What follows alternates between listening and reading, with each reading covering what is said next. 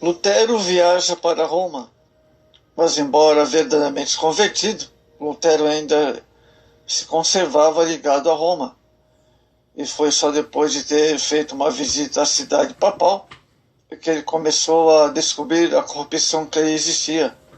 E ao sentir-se abalado na sua obediência à igreja romana, tornou-se necessário esta visita de caráter oficial, a consequência de uma questão que levantou entre o vigário geral e dos 7 dos conventos, e o tempo que compete a Lutero pôs a caminho.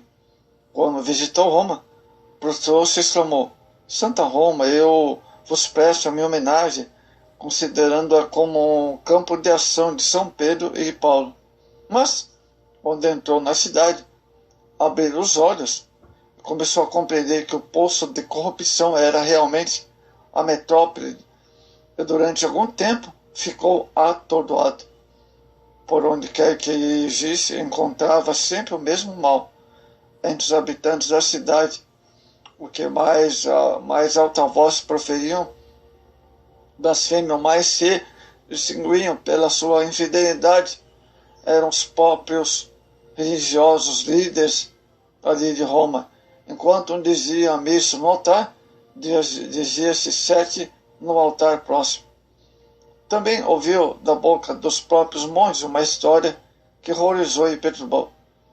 Contaram-lhe ele, no meio de gargalhadas, que quando diziam missa, em lugar de pronunciar as palavras sacramentais, sobre o pão e o vinho, com uma suposta transformar no corpo e no sangue de Cristo. Frequentemente repetiu essas palavras, né?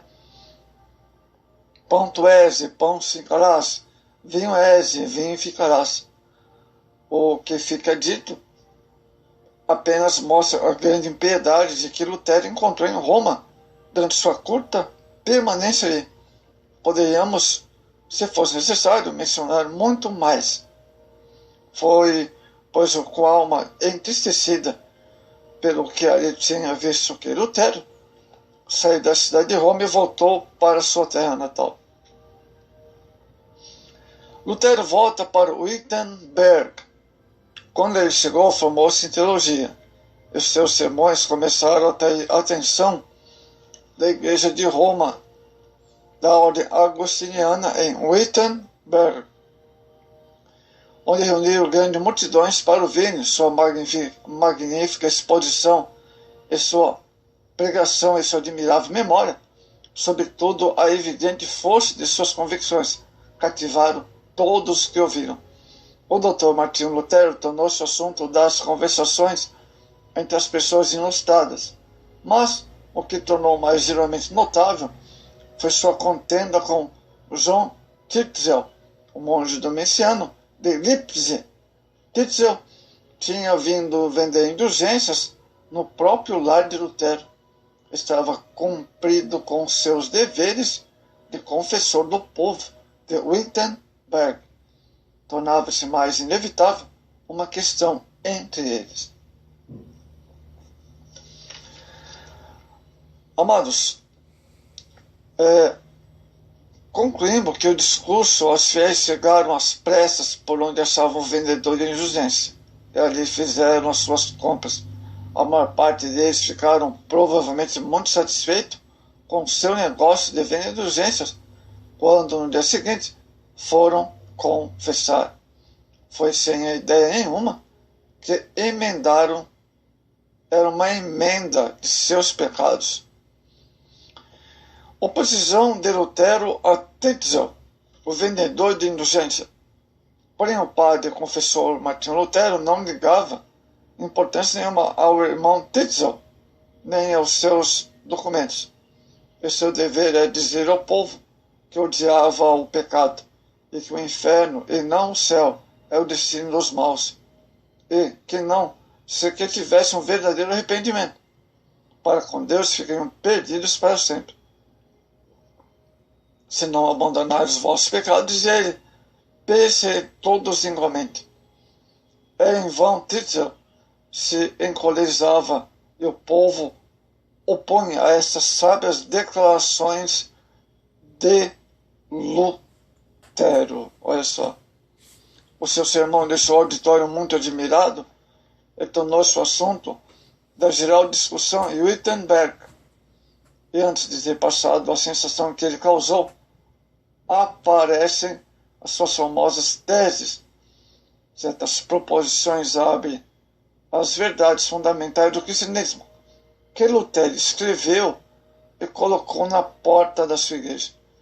Nenhum dos amigos de Lutero, nem mesmo os mais íntimos, sabiam o que ele havia escrito. E o povo de Wittenberg ficou uma manhã espantado, vendo-os colocado na porta da igreja. No entanto, as teses de Lutero passaram de mão em mão e espalhou-se rapidamente a notícia do ato arrojado do reformador. O Papa soube logo desse fato e seu a indomável mão de comparecer em Roma, mas por um conselho do príncipe de Saxônica, o amigo verdadeiro de Lutero. A situação foi enganada. O príncipe lembrava-se da sorte de John Rose e suspeitava naturalmente das intenções de Leão X. O Papa denuncia Lutero.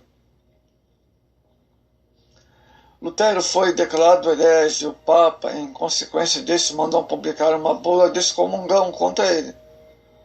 Durante toda a agitação, o Dr. Lutero tinha avançado com firmeza no conhecimento da verdade. Quando recebeu a excomungão, já se tinha de tal maneira desembaraçado das cadeias de Roma. Estava pronto para dar um passo como reformador e declarou publicamente que o Papa era o anticristo. Isso na época, tá? Isso foi uma interpretação de Lutero, certo? Não que o Papa seja o anticristo, vou repetir novamente aqui, mas na interpretação de Lutero. Sem dúvida, essa declaração era arrojada, mas foi seguida de um ato inigualavelmente arrojado, rodeado pelos professores e estudantes da universidade e vários membros da municipalidade. Lutero, na praça pública, queimou a bula do Papa. Roma logo teve conhecimento disso, tendo um sentimento de confuso do perigo que corria, declarou que o monge havia de morrer. Era aquela ocasião própria para operar o perigo e espalhando, e o soberano pontífice da cristianidade tinha começado a compreender a força e a coragem de seu adversário.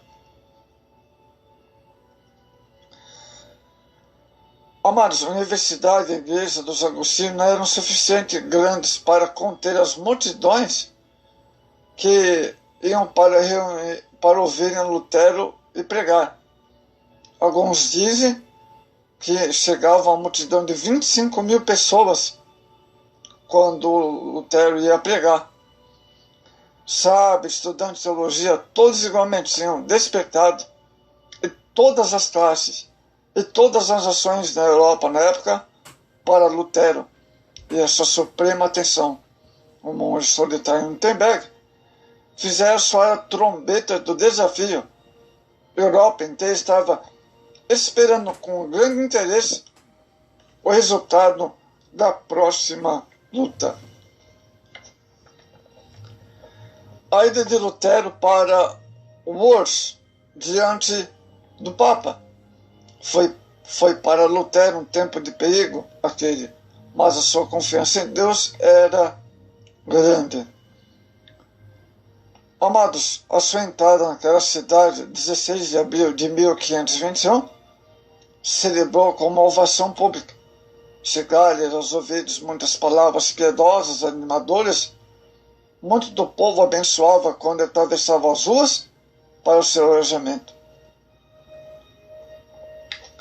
Lutero, num concílio, ao entrar na sala do concílio romano, o reformador ficou um tanto assombrado pelo espetáculo pouco vulgar que ele apresentava.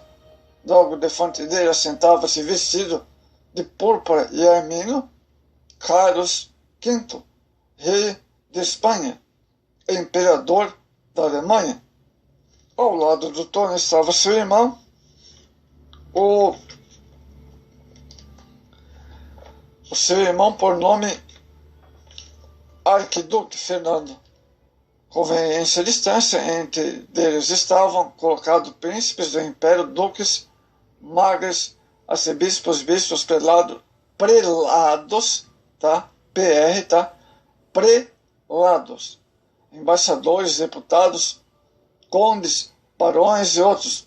Um tal espetáculo era bastante para o perturbador de espírito solitário monge que tinha passado a maior parte de sua vida na solidão de sua casa de província na serra do mosteiro. Mas havia alguém que estava do seu lado dele. Era mais que o suficiente para proteger alguém que tinha dito a Ezequiel nos tempos passados: não os temas, nem os temas suas palavras, ainda que sejam sarça e espinho para contigo. E tu habitas com escorpiões. Não temas as suas palavras, nem assuste com seus rostos. Ezequiel 2:6. Era ele que Lutero confiava.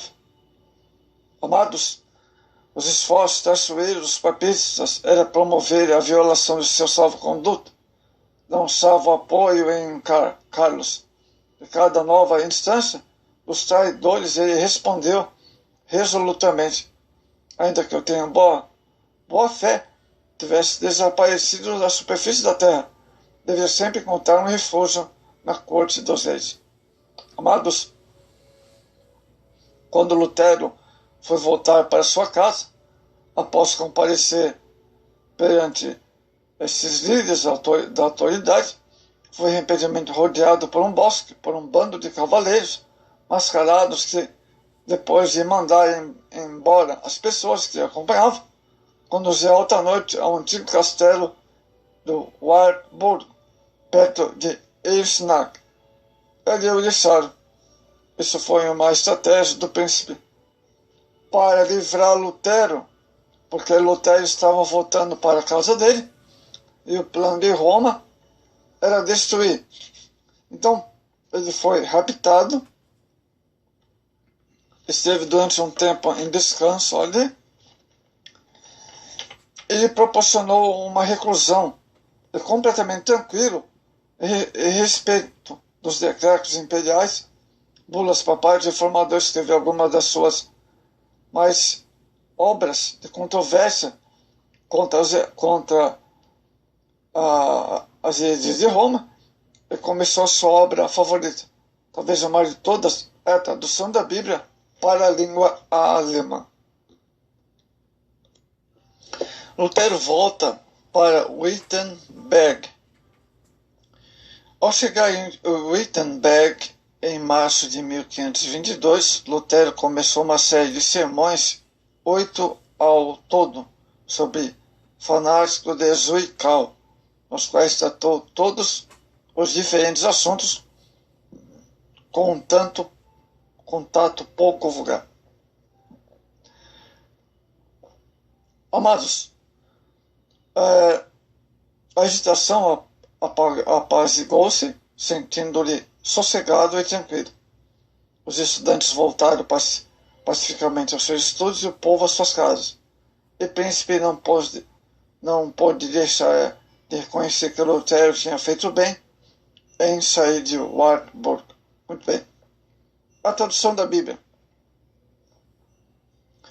Em seguida, ele continuou sua tradução da Bíblia, sendo muito auxiliado na sua árdua tarefa pelas revisões críticas de Melanchthon. Poucos meses depois, o Novo Testamento estava pronto e, em setembro de 1522, publicado. Olha que maravilha! A reforma agora estava assentada na sua verdadeira base, a palavra de Deus. Até aqui falava Lutero, amados. Agora o próprio Deus que fala ao coração e à consciência do povo, dos homens, no idioma alemão.